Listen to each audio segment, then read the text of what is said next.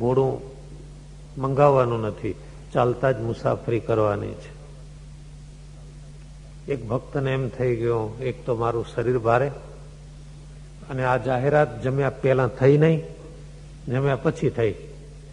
જમ્યા પહેલા થઈ હોત તો કઈ નહીં, 2 રોટલી ના લેત, પણ તાપ છે, બપોરનો સમય છે, 12:30 વાગવાનો, અને હવે ચાલવાનું છે, શું કરીશું? એટલે આ ભક્તે, એક હરિભક્ત સ્થાનિક સત્સંગીને કહ્યું, મહારાજની આજ્ઞા થઈ છે, બધાએ ચાલવાનું છે, પણ તમે જરા એમ કરો ને, શ્રીજી મહારાજ ચાલે એ સારું નહીં, 2 ઘોડા લઈ આવો, વ્યવસ્થા કરો. 2 ઘોડા શા માટે? મહારાજ માટે જ જો ઈચ્છા હતી સેવા કરવાની તો એમ કેવું તો કે 1 ઘોડી લાવો, ના પણ 2 લાવો. 2 રસિક માર્ગમાં આ તકલીફ છે, એ 2 ઘોડા જ મંગાવે.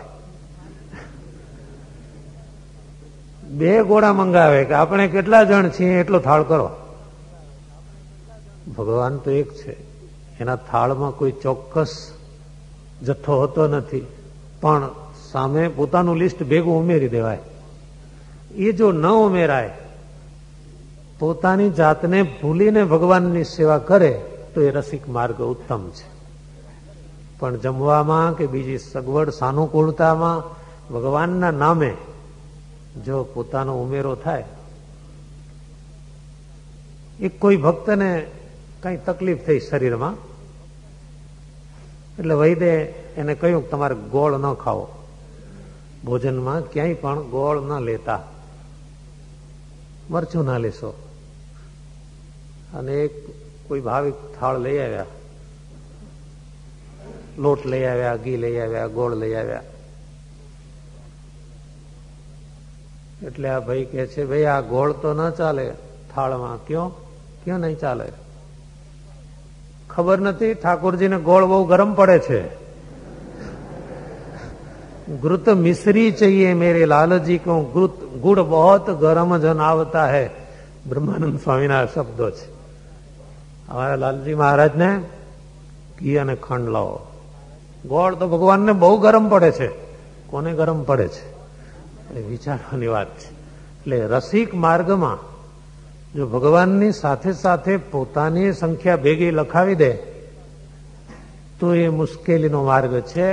પરંતુ રસિક માર્ગમાં એક ભગવાનને જ લક્ષ્યમાં રાખે તો એ માર્ગ ભયાવહ નથી. એવું જ આ બ્રહ્મ જ્ઞાનનો છે.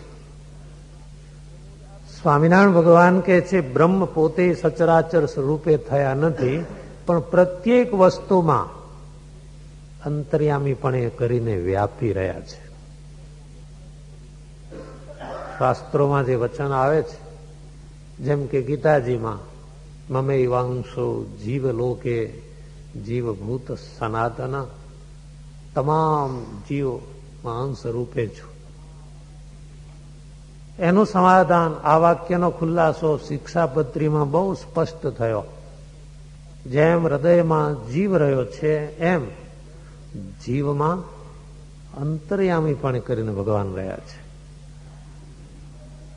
જેમ સૂર્યનારાયણ આખા બ્રહ્માંડમાં છે, પણ કઈ રીતે? એના પ્રકાશ રૂપે છે.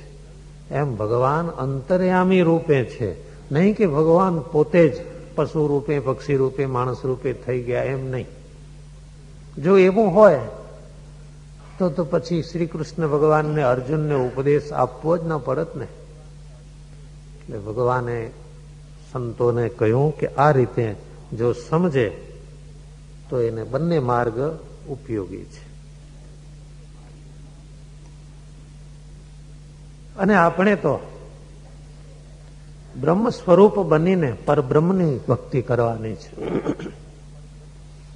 ભજે બ્રહ્મ થઈને પરબ્રહ્મને, સર્વોપરી, સર્વાધાર, સર્વથી શ્રેષ્ઠ, સર્વ કરતા, સર્વ નિયંતા એવા પરબ્રહ્મ પુરુષોત્તમ સ્વામિનારાયણ ભગવાન, એનું ભજન કરવું, એની ભક્તિ કરવી એ ઉત્તમ માર્ગ છે.